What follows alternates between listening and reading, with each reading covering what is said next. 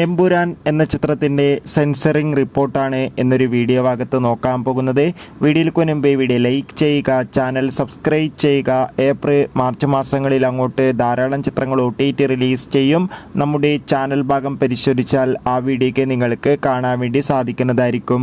പൃഥ്വിരാജിൻ്റെ സംവിധാനത്തിൽ മോഹൻലാൽ, ടൊവിനോ തോമസ്, മഞ്ജു വാര്യർ എന്നൊക്കെ പ്രധാന കഥാപാത്രങ്ങളായി ഈ വരുന്ന മാർച്ച് 27 എത്താൻ പോകുന്ന വമ്പൻ ചിത്രമാണ് എമ്പുരാൻ.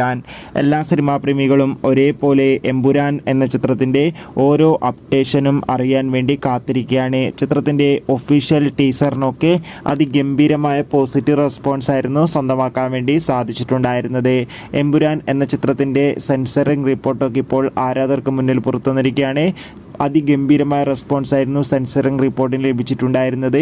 UA സർട്ടിഫിക്കറ്റാണ് ലഭിച്ചിട്ടുള്ളത്. ചിത്രം 2 മണിക്കൂറും 59 മിനിറ്റുമാണുള്ളത്. എന്തായാലും കാത്തിരിക്കാം നമുക്ക് എമ്പുരാൻ എന്ന ചിത്രത്തിൻ്റെ കൂടുതൽ അപ്ഡേഷൻ അറിയാൻ വേണ്ടി. ചിത്രത്തിൻ്റെ ഒഫീഷ്യൽ ട്രെയിലർ മാർച്ച് 15 16 പുറത്തു വരുമെന്നാണ് റിപ്പോർട്ടുകൾ സൂചിപ്പിക്കുന്നത്. എന്തായാലും കാത്തിരിക്കാം കൂടുതൽ അപ്ഡേഷൻ അറിയാൻ വേണ്ടി. ബൈ.